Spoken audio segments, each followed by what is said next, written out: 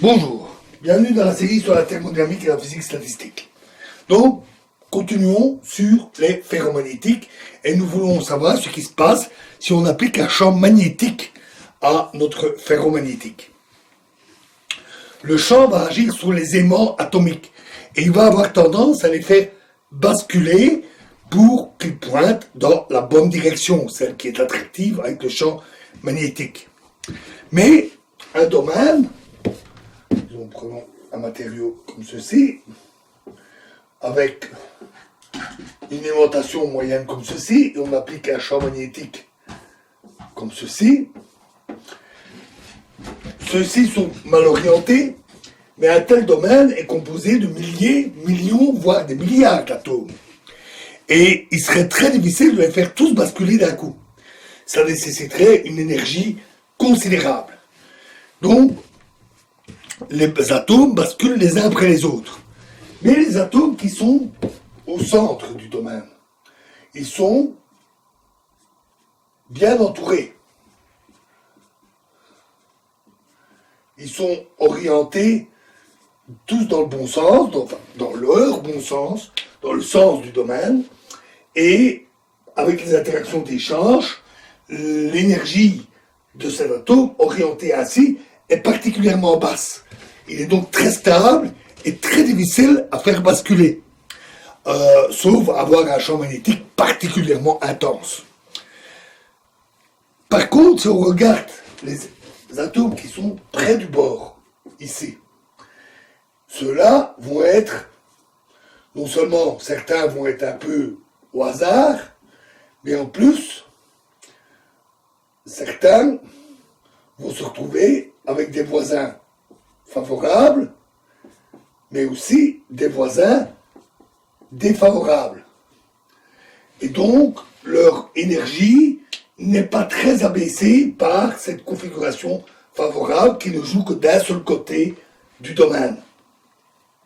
Ils sont beaucoup plus faciles à faire basculer. Et donc, lorsque le champ magnétique est appliqué, ces atomes vont se retourner assez facilement. Et c'est donc les atomes du bord qui vont être modifiés. Le résultat net, c'est un déplacement de la paroi de bloc. Donc ces atomes-là se retournent dans le bon sens, comme ça, et la paroi se déplace. Et au final, on arrive à une situation où le domaine ici a considérablement rétréci et celui-là fortement augmenté parce que bien orienté par rapport au champ magnétique. Comme il y a de nombreux domaines et que ceux qui sont bien orientés sont de plus en plus grands, il apparaît alors, donc tous ces domaines-là prédominent, un peu compensés par ceux-là, et donc il apparaît globalement dans le matériau composé de nombreux domaines, il apparaît globalement une aimantation dans le matériau.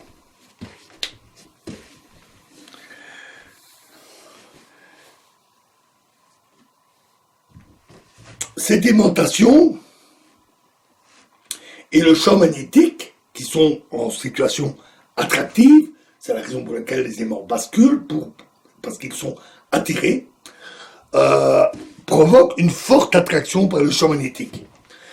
Elle est forte parce que tous les atomes ici sont bien orientés. Un très très grand nombre d'atomes. Contrairement au paramagnétisme où l'agitation tend à les perturber, les atomes bien orientés sont entourés d'un grand nombre de voisins qui les stabilisent, donc ils sont tous très bien orientés, ce qui donne une aimantation qui n'est pas très éloignée de la saturation, en tout cas au moins dans un domaine bien orienté.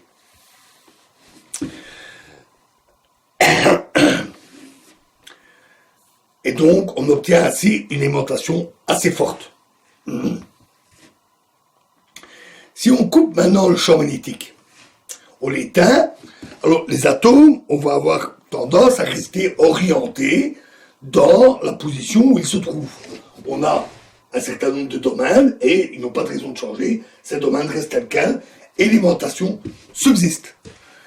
On a donc obtenu une substance présentant une aimantation permanente. En fait, nous venons de fabriquer un aimant.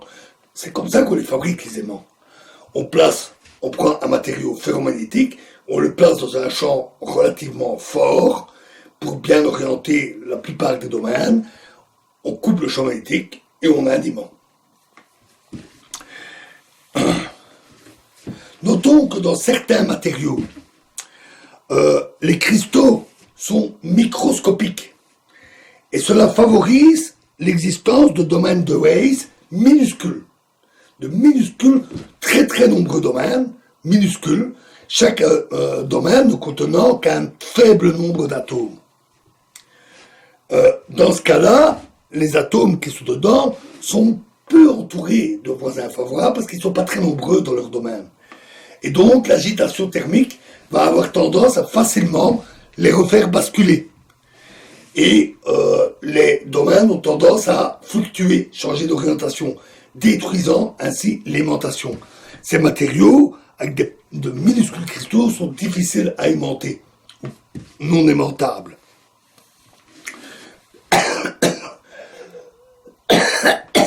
Mais la plupart des matériaux ferromagnétiques gardent une aimantation. Ça se voit bien facilement d'ailleurs. Si vous avez une boîte d'épingles pour la couture et que vous placez un aimant dedans, bien sûr, toutes les épingles, elles sont en acier, elles vont venir se coller contre l'aimant, puis vous retirez l'aimant, vous détachez les épingles, vous retirez l'aimant, et vous avez une boîte, et les épingles sont aimantées. Cela se voit parce qu'en prenant une épingle, on constate qu'elle colle, elles ne sont pas collées, mais plutôt c'est une aimantation qui font qu'elles s'attirent, et on obtient ainsi des paquets d'épingles. Ça peut être à la fois utile et embêtant. Les aiguilles qui sont difficiles à séparer parce qu'elles sont toutes collées en difficulté les unes avec les autres, mais d'un autre côté, quand une aiguille échappe, il devient facile de la récupérer simplement en mettant une autre aiguille tout près pour qu'elle vienne se coller dessus. Donc ça a des avantages et des inconvénients. Mais en tout cas, c'est un moyen simple de voir ce phénomène d'aimantation. Alors, si maintenant on inverse le champ magnétique, donc cette fois-ci le champ magnétique n'est plus placé comme ça, mais dans l'autre sens, eh bien on va avoir exactement le phénomène inverse. Les domaines qui avaient grandi vont commencer à rétrécir, tandis que ceux qui avaient rétréci vont à nouveau augmenter, diminuant l'aimantation jusqu'à ce que le processus s'inverse. Alors, cette variation de la taille des domaines ne se fait pas sans résistance. Cela nécessite en effet de l'énergie, puisque l'on pousse les atomes à changer d'orientation, alors qu'ils s'étaient mis dans une position avec leurs voisins telle qu'ils étaient stabilisés et avec une énergie plus faible. Et donc il faut briser cela, fournir cette énergie. Le déplacement des parois de bloc peut poser parfois aussi souci à cause de la structure cristalline, qui favorise la formation de parois de domaine au niveau des changements de structure cristalline. Et donc, on peut avoir un accrochage des parois de bloc au niveau de ces structures cristallines, de ces changements de structure, des défauts cristallins, qu'il faut vaincre en fournissant plus d'énergie pour pousser la paroi à changer de place. Cela nécessite donc de l'énergie. Et lors du basculement, cette énergie se dissipe. Une fois que tout est à nouveau stabilisé, l'énergie redevient basse et cet excès d'énergie qui a dû être fourni se dissipe par interaction avec les voisins. L'atome en basculant va interagir avec ses voisins, les faire bouger, les faire réagir. Ça va provoquer des vibrations dans le réseau et la propagation de toutes ces vibrations, ce n'est rien d'autre que de la chaleur. Cette résistance fait que sous une augmentation du champ magnétique, donc en augmentant le champ de plus en plus fort, il y a un décalage de l'aimantation plutôt. L'augmentation augmente aussi avec le champ magnétique, mais avec un décalage. Elle ne suit pas exactement le champ magnétique qui est appliqué, elle réagit avec un retard parce qu'il y a cette résistance qui l'empêche de s'établir aussi facilement qu'on pourrait le souhaiter.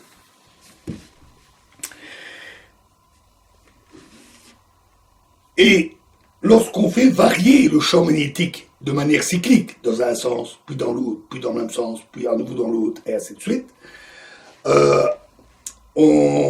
comme dans les moteurs électriques ou dans les dynamos, qui en tournant ont effectivement une telle variation alternative des champs magnétiques, on obtient ce qu'on appelle un hystérésis. Alors, si on trace le champ magnétique, ici, B, et l'aimantation obtenue en fonction de cette du champ magnétique, on obtient une courbe comme ceci, je vais l'expliquer. Hein.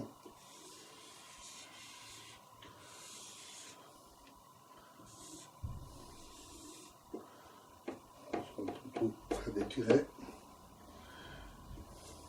M1, M0 et B0. Alors, et init.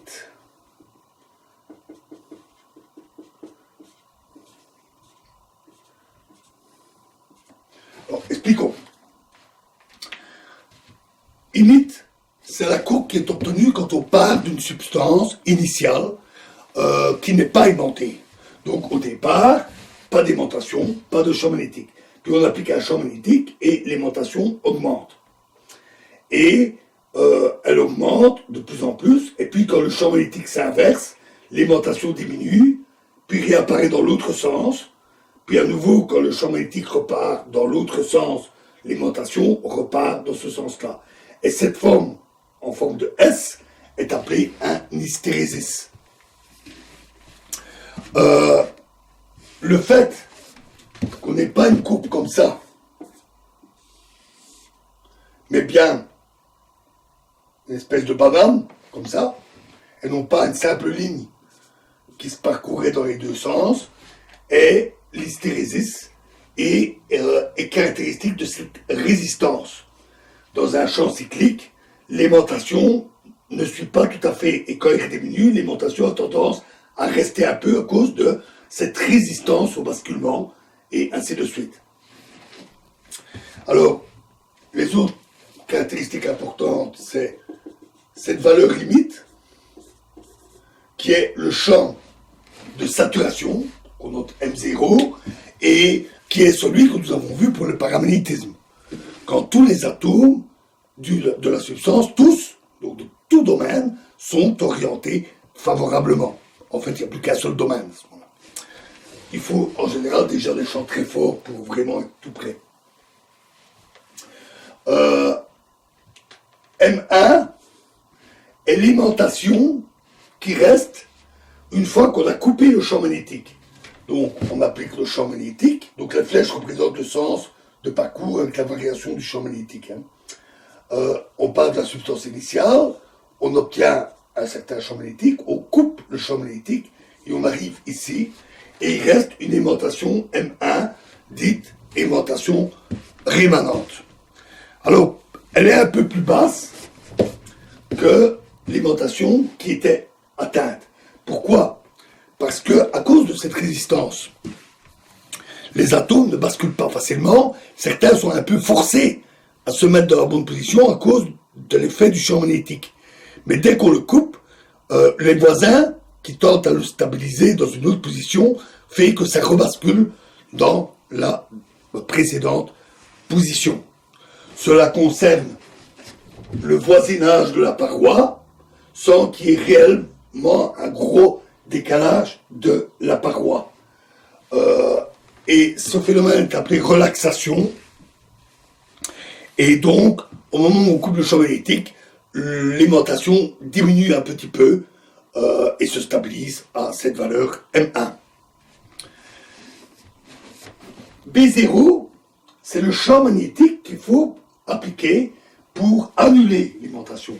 Donc on a obtenu une certaine alimentation, donc on a coupé le champ magnétique, on est ici, et maintenant si on veut faire disparaître cette alimentation, on doit appliquer un champ magnétique dans l'autre sens, ici, B0, pour forcer l'alimentation à s'annuler, et puis éventuellement, si on augmente encore le champ magnétique dans ce sens-là, à obtenir une alimentation dans l'autre sens.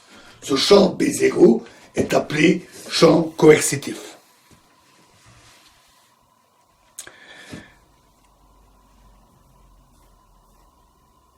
Notons qu'on peut montrer, par calcul théorique assez simple, que la surface de l'hystérésis, c'est-à-dire la surface qui est ici, est l'énergie qui est dissipée par la substance lors d'un cycle de variation du champ magnétique.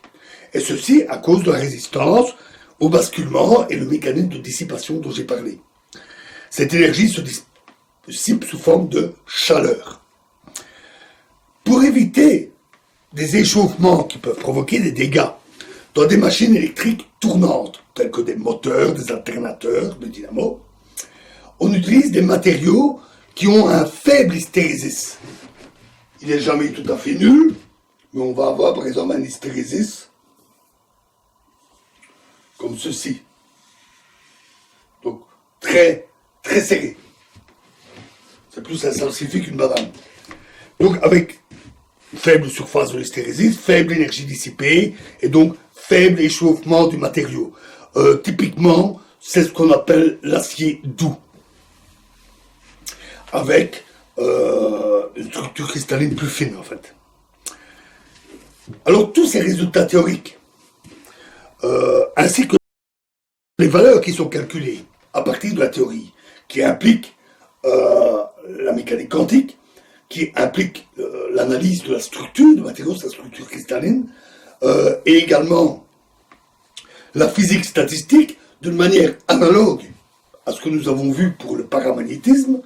Ça se fait pratiquement de la même manière, c'est un peu plus compliqué ici. Ça donne des calculs théoriques qui peuvent être assez ardus, mais tous ces calculs peuvent se mener, et les valeurs obtenues sont fort bien confirmées par l'expérience avec différents matériaux ferromagnétiques. Voilà, alors il nous reste encore un petit bout à voir sur le ferromagnétisme, mais on ne va pas trop presser le citron aujourd'hui. On fera une plus courte vidéo la prochaine fois. Je vous remercie.